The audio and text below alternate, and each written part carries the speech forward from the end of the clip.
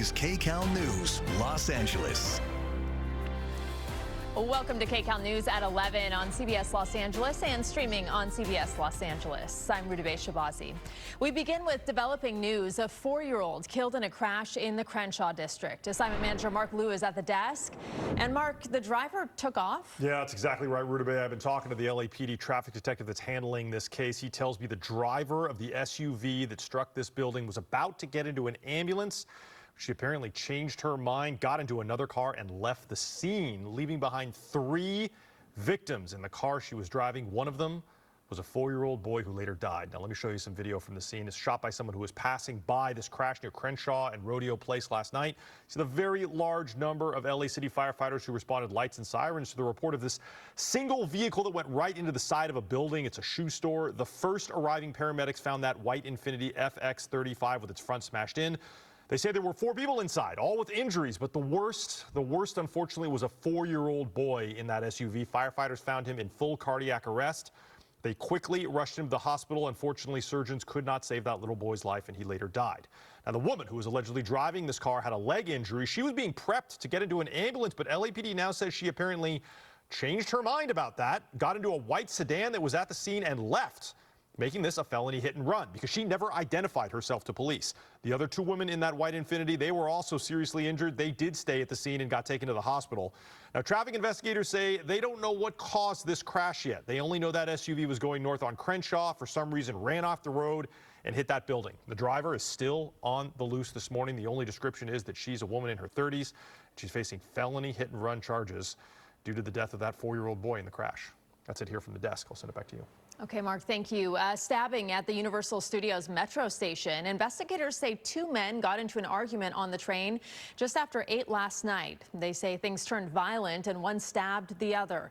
The victim is in stable condition and the search is on now for his attacker. There was a stabbing at the same location in December and a deadly stabbing there last April.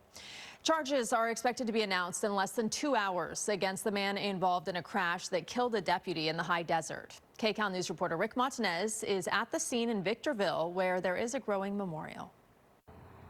We've learned this morning the district attorney is currently working on the paperwork to file charges against the suspect. More information about that will be released at a news conference at 12:30 today. In the meantime, we want to show you what is happening out here. A group of deputies here to pay their respects to Deputy Hector Cuevas Jr. at this memorial site. It was created yesterday during a vigil. The community is remembering Deputy Cuevas for all he gave to his community, including his life. Dozens of people showed up to comfort one another at the emotional vigil held yesterday evening. His loved ones say Deputy Cuevas loved his job. He was also, they tell us, a devoted husband and father of 2 young children. He also coached football in Rialto, where he went to Carter High School. Monday morning, Deputy Cuevas was in pursuit of a stolen car suspect. He collided with an innocent driver.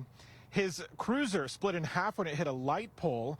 His family says he wasn't even supposed to be working Monday, but he picked up an extra shift. My brother was a good man, and it wasn't in vain. Putting on that uniform every day was something that it just brightened his day. You know, that was something he loved. The suspected car thief he was after, according to investigators, is this man you see here, 22-year-old Ryan Dwayne Turner Jr. He's now facing charges for vehicular manslaughter while intoxicated and evading an officer causing death. He was involved in a similar pursuit just over a year ago in Rialto. The police chief there says he was supposed to serve a 16-month prison sentence, but was released after only 8 months in jail. He has not yet been arraigned on those charges. Again, the district attorney is planning to announce more information related to the charges as well as bail at a news conference later today. We will update you as soon as we have new information. Reporting in Victorville, I'm Rick Martinez, KCAL News. And splashdown, Crew 9 back on Earth. They are back. The 2 NASA astronauts who were stuck in space for 9 months are now back on Earth. Sonny Williams and Butch Wilmore splashed down off the Florida coast yesterday afternoon and arrived in Houston late last night. During their extended mission on the International Space Station, the 2 conducted more than 150 experiments, and now their mission is to regain normalcy back on Earth. A great start to the day, and it is warming up. Let's get a first check of the next weather with meteorologist Paul Diano. Good morning. Morning, Rita Bay. Good morning to you at home. It is a great morning weather-wise. Santa Monica now at the airport, about 5 degrees warmer than the beach. It is already 71 degrees. This is the last morning of winter, and it feels very much like spring. Hollywood Hills, equally beautiful. We are in the mid to upper 60s, looking out on the San Fernando Valley, nothing but sunshine. 71 in Corona. Your low this morning was 37. You're up 34 degrees off of your low. Camarillo, 71 degrees. Burbank, 66. Pasadena and Fullerton in the upper 60s. Los Angeles, 67. Glendale, you'll be right around 70 all afternoon long with full sunshine. These are your highs today as we say goodbye to winter, and tomorrow morning, hello spring. A very spring-like afternoon. Our warmest valleys up to 76. It gets warmer. We'll talk about when. Rita Bay coming up in the full forecast in a couple minutes. Time for the Tokyo Tour, powered by your Southern California Toyota dealers. There's an absolute tank. Right center. Shohei Ohtani hitting his first home run of the 2025 season as the Dodgers sweep the two-game Tokyo series from the Cubs, winning the game 2 6-3. With that blast, Ohtani became just the second Japanese player, joining Hideki Matsui, to hit a major league home run in his home country. Our Darren Haynes has been in Tokyo all week and wraps up today's win.